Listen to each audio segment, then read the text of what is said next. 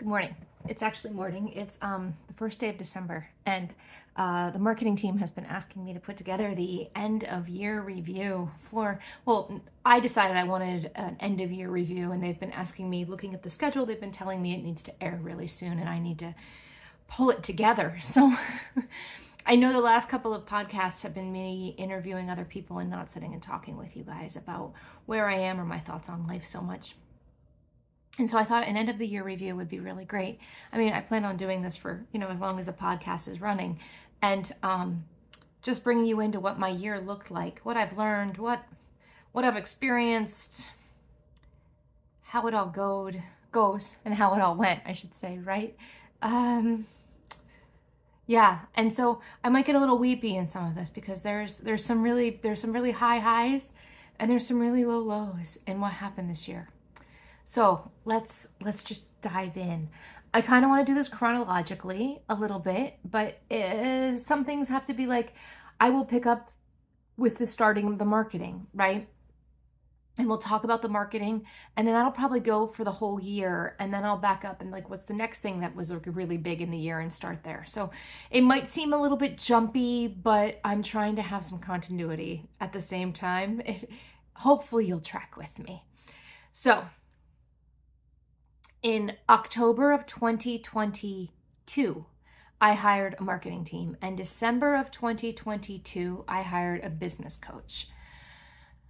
So the marketing team came up with Social Work Your Life as what I was supposed to be doing, like as the way we're going to go. And we would combine how social work principles of like unconditional positive regard and resilience and trauma-informed practices, and the things that like and the how to access what you need in a world where you don't have it. Like Stacy was talking about in the podcast, what it was like to decide to go into treatment and why she made that decision and how hard that was.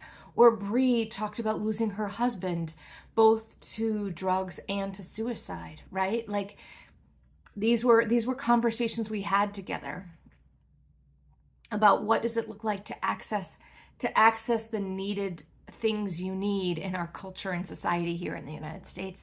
Specifically, well, for Stacy, she's in Minnesota, but for for those of us in PA especially, because this is the culture we were in. And we went forward, and I talked to a bunch of people. I talked to Esty in Israel while Israel was like a week into being at war, right? And I talked to, and that was heart-wrenching.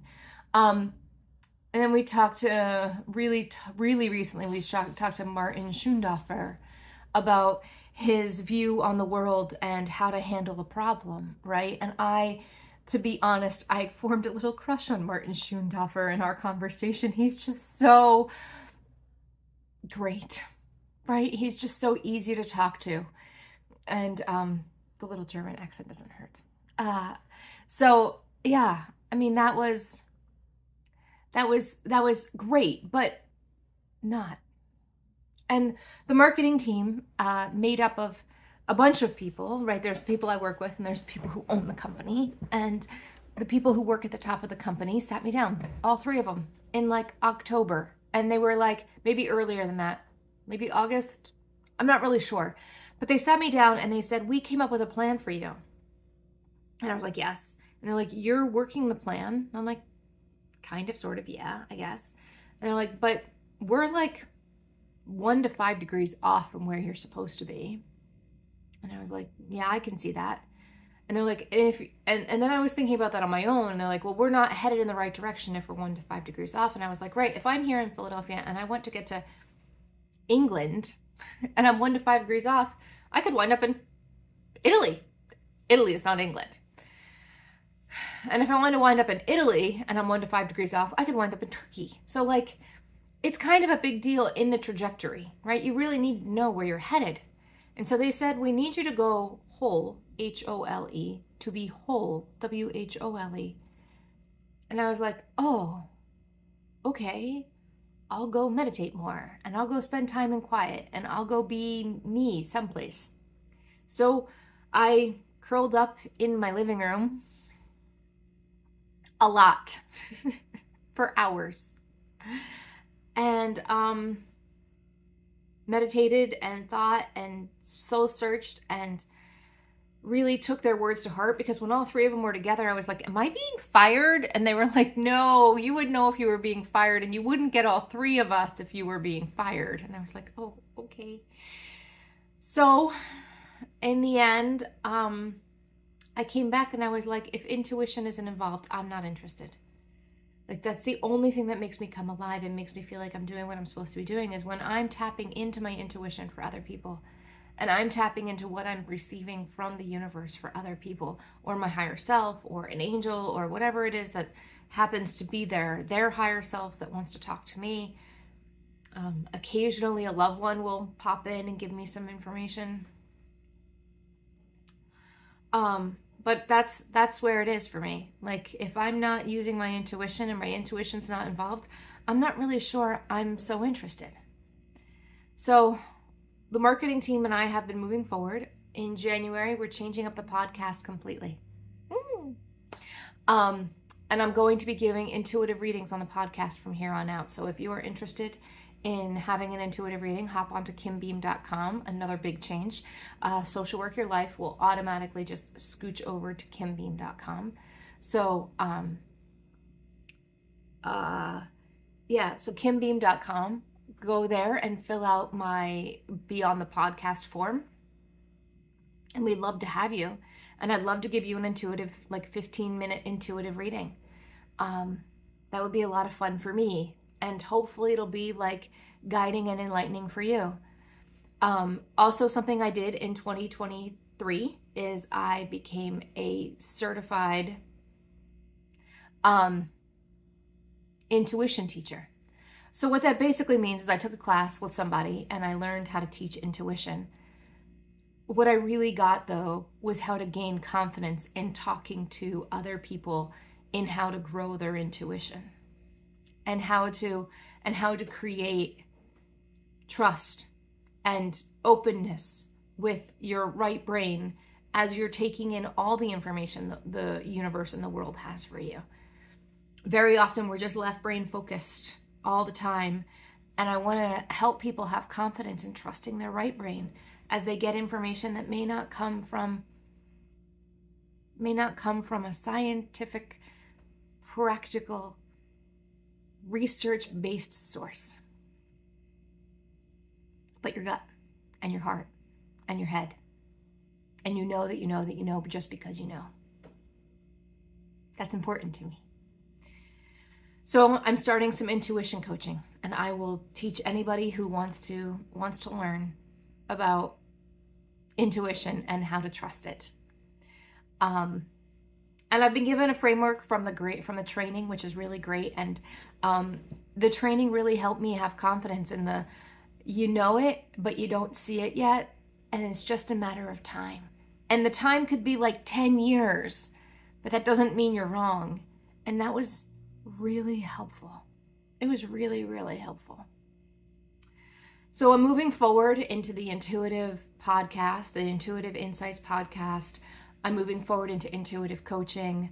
I also have the automatic writing group starting up and the book club starting up. And I'm getting really serious about me presenting me to the world a little bit more. In that, I'm also opening up time where you can just pop in on a Zoom meeting with me. If you watch my Instagram and Facebook pages for information on that, just pop in and, have a moment where you're able to be you, completely you, and learn about some of the things that I'm offering to the world, because my intuitive style is not like some other people's, and I do things a little differently, and I do things a little bit more, I would like to think, with a lot of compassion and love and grounding, right? That's my hope. But I might not be for everybody. And so that free, just hop in either on the podcast or hop in on the Facebook, Instagram meetings, on Zoom. Just, respond to the invite and we'll see how we can connect, basically. So that's where I am with the business. You're going to start seeing a lot more videos of me plugging my stuff. I'm sorry to say, and I'm completely excited to say, because in all honesty, how are you going to know what I'm doing without me telling you what I'm doing? And I had a real aversion to Instagram and Facebook this year. I had a whole like, started it, hated it. And now I've come around to a different point of view on it where it's like, I have community here and I can grow community here and I can find my people here and it's not all terrible.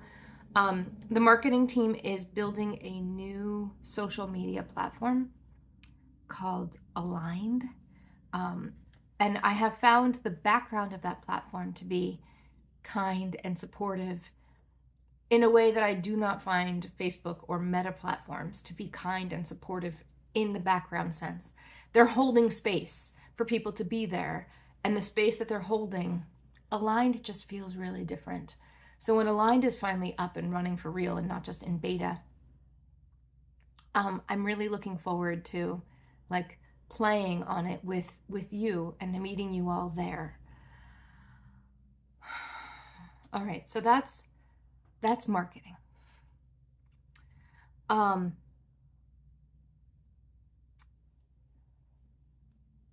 So the beginning of the year was January.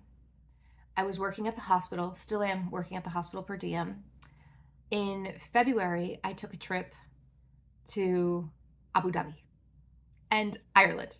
It worked out kind of funky. Cami and I made the plan that I was going to go to Abu Dhabi to visit her. And then I thought on the way home, or maybe on the way there, I would stop by Ireland and visit my friend Susan, who lives just south of Northern Ireland on the eastern coast,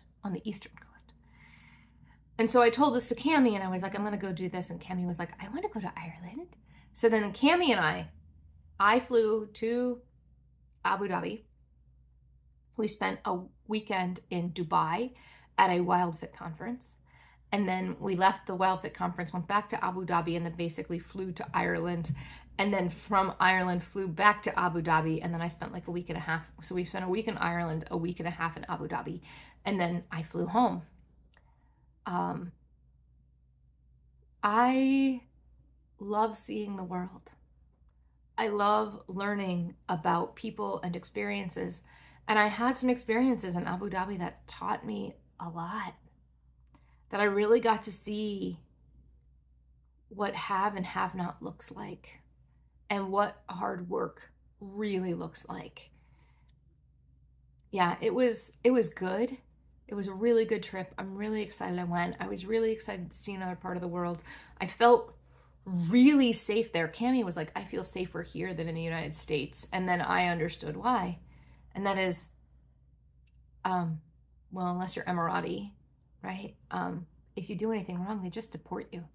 So nobody steals your car, nobody breaks into anything, nobody, like you can leave your phone on a table and nobody will take it, right? Because there's cameras everywhere and they watch everything and they give you tickets if you even go over the speed limit just a little bit, right?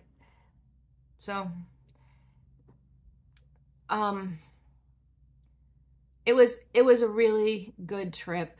It was really hot in March. I can't even imagine what August or July looks like in Abu Dhabi because the book I was reading outside at 10 o'clock in the morning, 11 o'clock in the morning, it might have been 11, 11:30, 11. My phone was sitting on the table and it did the like blackout thing because it was too hot. And I looked at it and I was like, is it hot out here? And I thought it must be because like there's sweat dripping down my back. And I'm like, I didn't realize I was so sweaty just sitting here reading. And then my book fell apart because the binding got too hot and the glue that holds the book together completely melted. And my book just sort of like, and this might be what made me realize my phone went dead and like that I was sweating is because the book I was holding just sort of crumpled apart in my hands and I was like holding the pages and I was like, what is going on? And it was because it literally melted into my hands. And I was like, and this was March outside at like noon. And I'm from Pennsylvania. March at noon is chilly normally. So, Also, another fun little tidbitty story is on the way home from Abu Dhabi, I was on a plane and I had learned enough that if I was landing in Abu Dhabi, I never would have done this. But because I was landing in Philadelphia, there was a man of Arab garb standing waiting for the bathroom, and he kept trying to cut. And I knew he was going to cut, and he thought about cutting the guy in front of me. But then he saw me and he's like, oh no, I'll just cut in front of her because she's female. And he like started to step into the bathroom as the guy who was ahead of me came out, and I stuck my finger in his face and I yelled in his face, don't even think about it. And he just like, what? And I hopped in the bathroom and I'm like, welcome to Philadelphia, right? Because that's where we were landing. Like I said, if we were landing in Abu Dhabi, I would never have done it because I could have been arrested. Hopped into the bathroom, came out of the bathroom, looked at him and said, he's next, and then you, and went to my seat. Because just because you're Arab and you're maybe Emirati doesn't mean you get to cut people in line because you think you're better than the line. That's not how this works. At least not in Philadelphia. It might in Abu Dhabi. So that was Abu Dhabi. And then people kept asking me after I got back from Abu Dhabi, where are you going next? Where are you going next? And I was like, I'm not really going anywhere. Because I was like, that was big. And so I then went to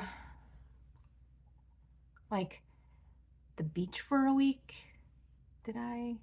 My mom's friend Jane gave me her beach house in September.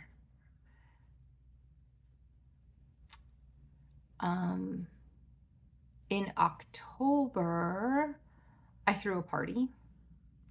I originally envisioned it as being like all these really interesting people in Philadelphia would like be invited, and like nobody RSVP'd, which was on some level hilarious to me.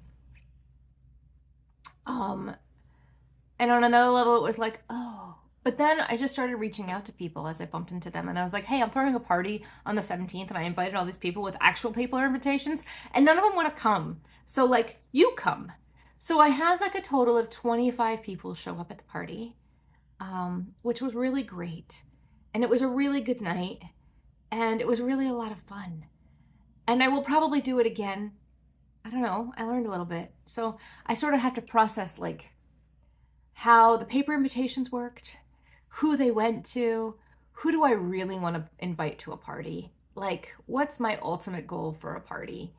And yeah, so that's the party that happened in October. And people, even now, people, I have a thing coming. I'm going to tell you in a second about the next big thing that's happening, and it's happening next week. So this is airing on December 2nd, no, 2nd, 3rd, 4th, 5th, the 5th. It's airing on the 5th, which is the same day the next big thing starts. So I'll get there in a second. And people have been coming up to me and like, are you going to wear the dress that you wore to the party? And I was like, yeah, I'm thinking about taking it. They're like, oh, you have to. Like, the dress that you wore to the party was amazing. I might not wear the shoes I wore to the party because the shoes I wore to the party were these Betsy Johnson boots that actually I see Taylor Swift wearing. They're like super glittery, like really, really glittery. They're purple glitter boots. I love them and the way they look, but they're not the most comfortable in the world. So the thing coming up December 5th is, so something that happened, let me back up chronologically. This past summer, I think it was the summer, might have been in the spring, my friend Oliver called me and said, I want you to read the script my friend wrote, and I want you to tell me what you think. And I read it, and I was like, I really like it. I really like this script. And he's like, looking for somebody to be an executive producer of the film of this script. And I was like, I'm in. So I became the executive producer of this film. One of them. I think there's another one too. I think it's a shared moment between maybe me and Oliver or Oliver's family. And so the film got made, and Oliver asked me to, actually I should just say Oliver made the film. Oliver asked me to be in a scene And so I played the doctor for about 4 minutes, but I laugh now because the film is like 16 minutes long. Um, so if the film is 16 minutes long and I'm in 4 minutes of it, it means that I'm in a quarter of the movie. Um, and Oliver submitted it to a film festival locally in media, and it aired in August. And September, something was going on, and I couldn't make that. I forget why I wasn't there, but I wasn't there for a reason, and it was a good reason. I don't remember what it was now, but I wasn't there. I think I was working that day. That's why I wasn't there. I was at the hospital. Oliver called me on Saturday of Thanksgiving. So this is a week ago tomorrow. Oliver called me and was like, I need to talk to you. And I was like, yeah, what's up? And he goes, so you remember how I submitted the film to all those film festivals? And he and I had a huge conversation about him doing that. And I was like, yeah, I totally remember that. Like, film's not completely done with sound editing yet, and you submitted it. Yeah, I'm aware. He goes, LA just accepted our film. LA, the LA Film Festival accepted our film. And he was like, yeah. I'm like, that's huge. He's like, yeah, it's not quite Sundance, but it is a path to get us into Sundance. Whoa, whoa. So, next Tuesday, the 5th, I'm getting on a plane with Oliver. Oliver's wife is letting him go. We're getting a 2-bedroom Airbnb. He's renting a car, and we're flying. Oliver and I are flying to LA for the film festival. Him as the director, me as the executive producer, and we are going to market the film, market his directing. I will be sharing with people freely that I am an intuitive reader and an intuitive coach, and we'll just see how this goes. I can envision Oliver going off and doing Oliver things and Kim going off and doing Kim things. Although Oliver did mention he wants to go to the beach one day, and oh, that makes Kim's heart so happy. So there's that. And it's like, 70 degrees in LA right now, and here in Philadelphia, it hit 30 and snowed this week. So that I walked to work one day in a snow squall. I was like, it is snow squalling right now. It was shocking. So that's what's going on. I'm going to LA on Tuesday for 5 days. I'll be back on Saturday. It's sort of surreal. So if you start seeing pictures of me with famous people popping up on Instagram, if you listen to this podcast, you will understand. And then it leads me to the biggest learning moment of my life, maybe my life, this year. And this is all raw and personal and maybe a bit private. And I've talked about the difference between personal and private, right? All of this is personal, but some of this might be like maybe still a little raw, a little not yet ready out for the public, but it's going to be truthfully me and 100% authentic. So that's what you're getting.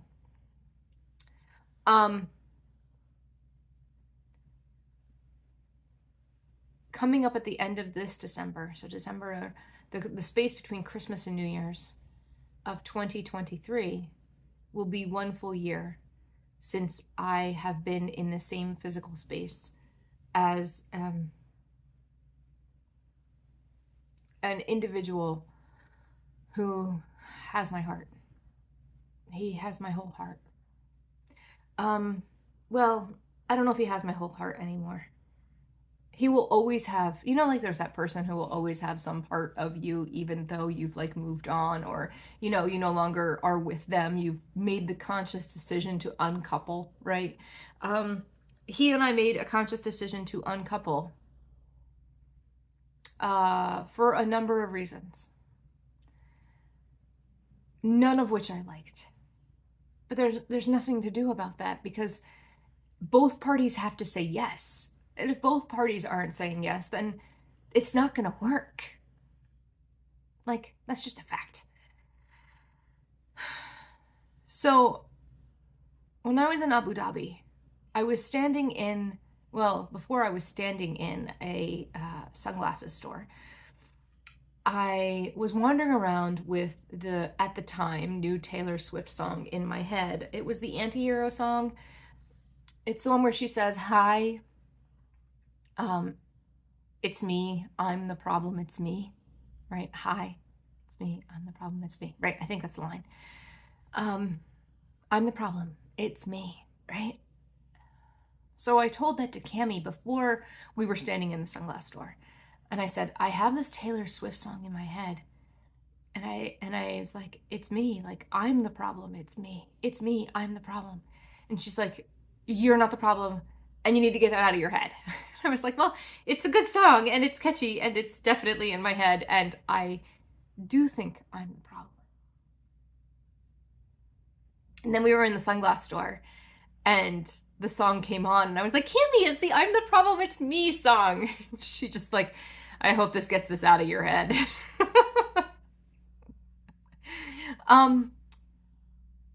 And yeah, I reached out to him a couple of times throughout the year, and every time I asked for a moment together to come together to talk, I was rejected. Until there was a moment where I said, I'm done. I'm not reaching out anymore. You've made your decisions. Your choices are your choices, and I have all the choices in the world as well. I may not get the choice I want because you're saying no, but I get to make choices too. I went to a hypnotherapist because I felt like I was blocked. I felt like the party was blocked because nobody had responded to the invites, and I felt like I was blocked because social worker life wasn't growing, and I just felt blocked. And I also was weepy, so weepy about this guy. So I went to see my hypnotherapist, Julie, and I sat in her office, and we had a big long talk about where I was and where I was going and how I was feeling. And the second he came up, I just started weeping. I just started crying in front of her, and she said, let's see if we can get those tears to stop. And I was like, that would be really great. Can we do that? Because every time I talk about him, I cry. And so she had me hop into memory. She had me hop into previous lives, and she had me look at some things. And the looking at some things in my past, I remembered a conversation between my mom, a conversation my mom was having when I was little, like 6 months old, in a playpen about my dad and my dad cheating and my dad not coming home. And I remembered, I remembered some other things that came up too. And I looked at how those things got internalized and processed in my brain, heart, psyche, subconscious. I also looked at some past lives. I've had a past life where I ran a brothel in the Wild West. And I also had a past life where I was in a stagecoach going across the nation to settle in the West. And we had a look at like where in those stories I wasn't made a priority and I wasn't valued and I wasn't chosen. And after I came out of the hypnosis, I was no longer weepy. I could talk about him and not cry. And I am doing that now, right? I'm having this conversation with you about him and I am not crying, which is a miracle in itself. And so I don't want to say I'm moving on, because I don't know if there is a moving on. It's like that TED talk about grief that woman, I can't think of her name. Bree would know. She's the woman who like,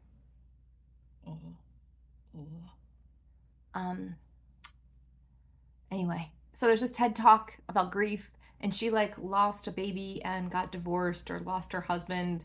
And she talks about how you don't move past it, you move through it, right? You don't ever get over it. You just like live through it, and it develops you into who you are.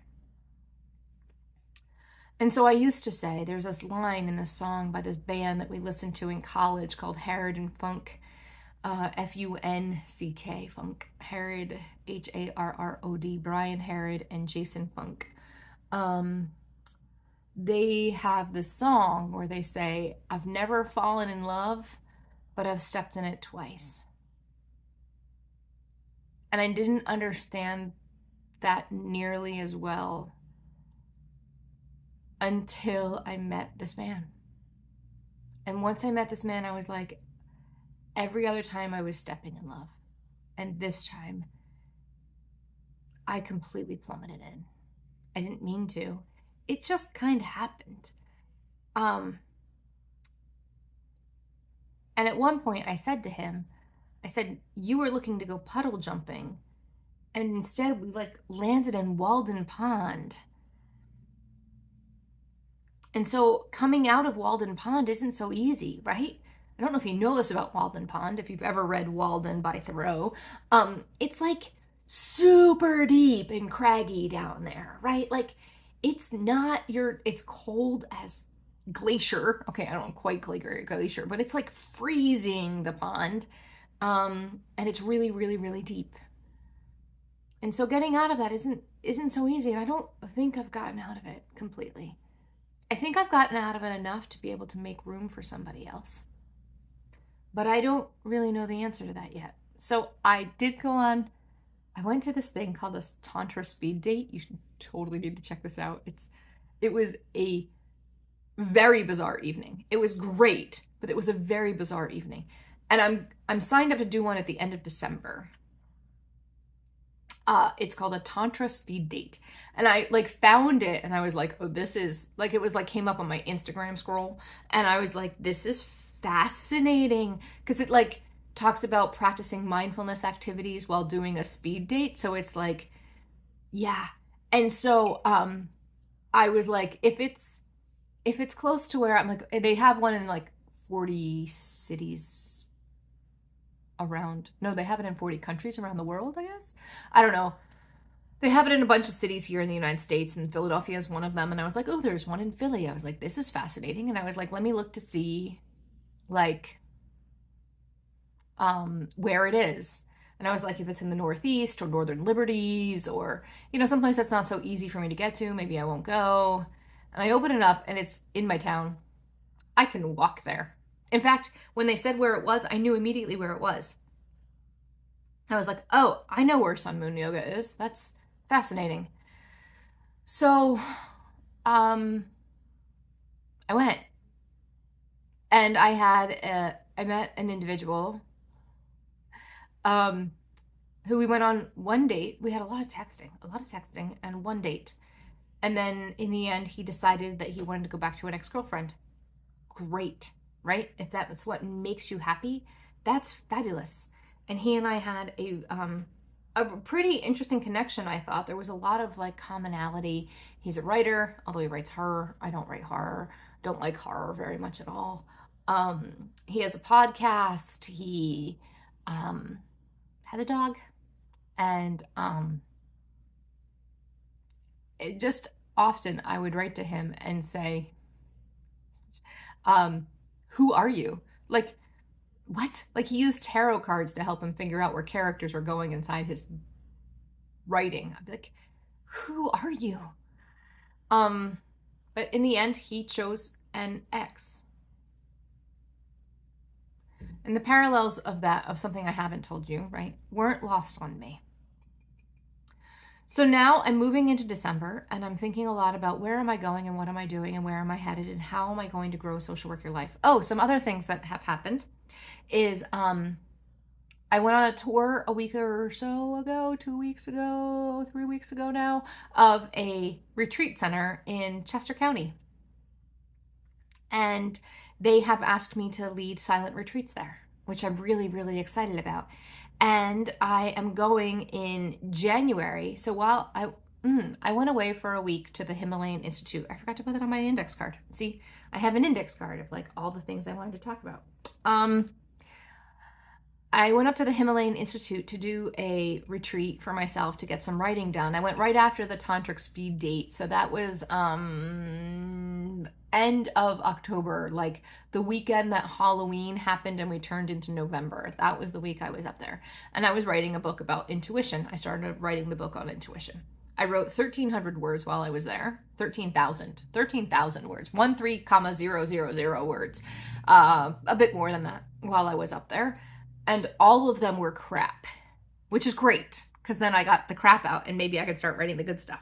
I came home and started writing it for real, and I'm much happier with this version than I was with that version. So, while I was there, it was my last day there. It was Friday of my last day. And I was out of my room and I couldn't go back because I had already turned in my key. And so I sat down on the couch in reception to continue writing and pulled out the free write that I was using to write the book. And I was like typing away on it or started to type away on it when this guy, Brian, walked by and said, "Who are you?" I smiled. I was like, "Brian, like, I'm Kim Beam." And he goes, "Oh, you're Kim Beam." And I went, "I'm Kim Beam." And he goes, "Come to my office." So I pick up my stuff. Actually, I leave my stuff because it's who's going to take it. And I go to Brian's office and we sit down. He goes, "Give me an update from when you were here for the five weeks of mostly silence that you were here. Like, give me an update on what that looked like for you." And then he said, "And then tell me where you are right now." And I told him I want to start leading retreats on teaching people intuition. And he said, "I love that. I want you to do that here." So January 11th, I am going up, well, the week of January 11th, I'm going up to the retreat center to hang out for a week, to get a Shirodara and go see Nima. Oh, I should talk about seeing Nima on that trip. Go see Nima and then do this open house to learn how to run a retreat. So I'm super excited about that. So I'll be teaching intuition and doing intuition retreats at the Himalayan Institute, and I'll be doing silent retreats here in Chester County. Sorry for the sneeze. And then, so those are some things that are upcoming. Dropping back into going to the Himalayan Institute and seeing Nima, I went in and I asked for an 1.5-hour appointment with Nima because it was the only time all week I got with her, and it was the biggest time slot I could have. And I was like, yes. In January, I only have an hour with Nima, which makes me a little sad, but it is what it is. So Nima sat down and she was like, "I really think I just need to spend time with your right side." She's like, "I don't know what's going on, but I feel like I need to talk to your right side." And I was like, "Okay, sit with my right side." Like, she's not your normal massage therapist, right? She just does things very differently. So she started to like touch my arm. And I started to tell her the story of my right arm. And this is probably going to make me cry. And I have a tissue. Okay. Well, it's more of a handkerchief, but you get the point. She started to play with my right arm. And I started to tell her the story. The story is, I'm a Hodgkin's lymphoma survivor, which you're all probably sick of hearing by now. And you may or may not be aware that my body rejected the port, which means that my body blood clotted all the way up my arm and into my neck, and sub-veins were popping because the sub-veins were taking the blood where it needed to go because the big veins were blocked by blood clots. And they put me on a blood thinner that I had to inject into my belly every night. And they took the port out, but they couldn't use my left arm for chemo because it would have meant that they were moving blood clots, and you can't, that's bad. So they gave me all the chemo in my right arm. My right arm took 6 doses of chemo. What you may not know about chemo is that one of the drugs that is in the chemo, they said it's like an ice pick, and it runs up the vein and scrapes it as it's going up. It's like an ice pick up the vein. And after a chemo went into my vein would be hard and crunchy under my skin. And there were times I would have vein pain, and there are still times I'll have vein pain. And if you've never had vein pain, it is hard to describe.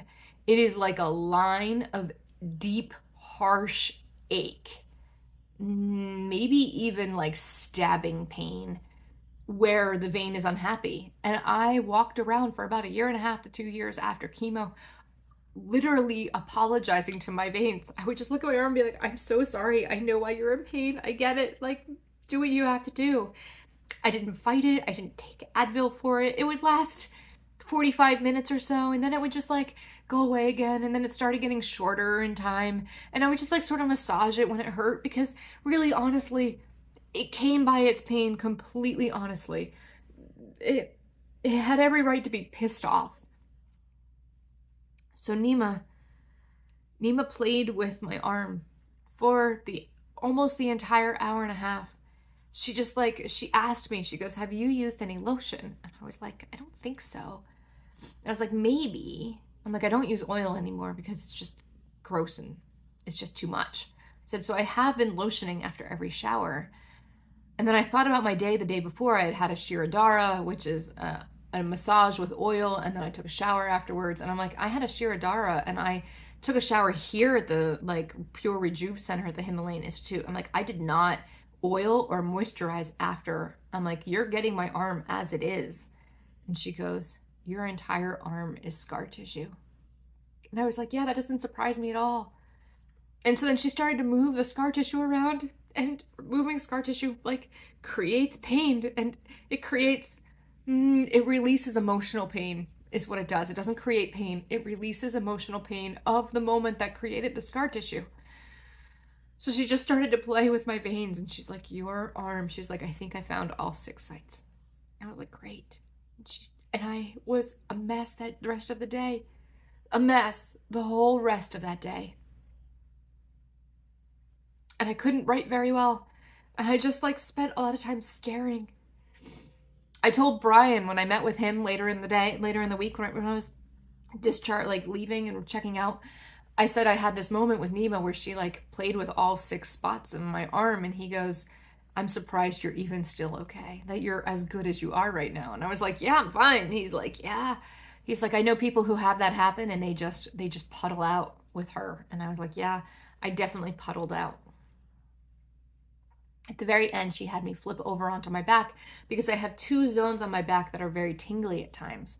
So she started to try and find them, and she found them. She found the tingly spots, and she started to like press on my back, and she goes, your whole body is one big scar. And I was like, yeah, well, they put the chemo in your vein, and your vein is a system throughout your entire body, and they do that intentionally so that it gets to every lymph node. So yeah, not surprised my entire body is one big scar. So I have another appointment with Nima, only for an hour in January, for her to play with my scar tissue again. And she literally could go anywhere on my body because, as she said, my whole body is one big scar. My guess is she'll spend the most time with my right arm again, because it takes a couple of meetings with her and her hands of grace and love. I have no idea. She's like a magical woman. So that's where it is. I don't know how much I fully see myself as the problem. It's me. Like, hi, it's me. I'm the problem. It's me. In some ways I do still. In some ways I do see myself as the problem because I asked for more. And I said I can't play this game anymore. And it hurts too much. And I put my foot down and put in some boundaries. I don't know if that's necessarily a problem. It just changes the circumstances and makes it so we are not speaking. I don't know if we'll ever talk again. Seriously, I have no idea if this individual and I will ever have a conversation with each other ever again. And I guess that's up to the universe, right? If the universe wants to figure it out. But at one point during this past year, very recently actually, I looked at the universe and I said, I'm no longer helping you out. I don't know if you've ever needed me to help you out before, but I am no longer helping you out in this scenario. If you're going to do it, I'm going to trust you to do it. Oh, this is a huge win from seeing the hypnotherapist. The movie Serendipity used to stress me out beyond measure, and I'm going to close with this. The movie Serendipity used to stress me out because, don't know if you know the premise, but if you don't, here it is. Marissa Tomei meets a boy, John Cusack, on an ice skating rink. And he's really into her. And she's kind of into him. And she goes, if I'm supposed to be with you, though, he pulls out some monetary value, a 1, a 5, I'm not really sure. And she writes her phone number on it. And then she runs over to a pretzel stand and spends the money. And he's like, wait, give that back. And she's like, no, let that go. If that bill ever makes its way back to you, then you know you're supposed to be with me. And I'll know I'm supposed to be with you. And the rest of the movie is all the ways that they almost see each other and almost have an experience with each other, and then they keep missing each other. They just keep missing each other. The whole time, they just keep missing each other. And I spent that movie being completely stressed out and overwhelmed, because it's all about trusting that things are going to work out just the way that they're supposed to, without you putting your hand in the pot and stirring it around, and without you helping the universe create it. That's terrifying. But after seeing the hypnotherapist, I was able to let that go. And I was able to create that space for myself and be like, if you're going to do it, you're going to do it. And if you're not, you're not. And I'm no longer going to put my hand in the pot and stir it. I'm no longer going to, quote, help you out to make this happen because I want it to happen. Like, if I'm hurting, universe, you can handle my pain. And if I'm sad, you can handle my sadness.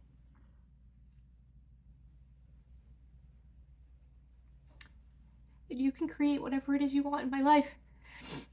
And you can have me go wherever you want me to go. So, that being stated, that's where I'm going to leave you, with me being a little weepy, which is totally fine. And I hope to see you at a Facebook or a Instagram event that I'm hosting, or come be on the podcast. Let me give you a 15-minute intuitive reading, or better yet, let me do an hour-long intuitive reading that you pay me for, which is on the website. So the podcast is free for the first time, but if you want another 15-minute or anytime after, right, you have to pay for it on the website. So the website also has Getting Kim Beam to give you an intuitive reading is on the website. I'm starting a book club in January. I'm starting the intuitive writing in February. And I'm starting coaching, intuitive coaching now. So reach out to me. We'll get you on the schedule for getting an intuitive reading for the podcast. And we'll go from there. Okay? I so look forward to seeing you and meeting you and hearing your stories. Bye for now.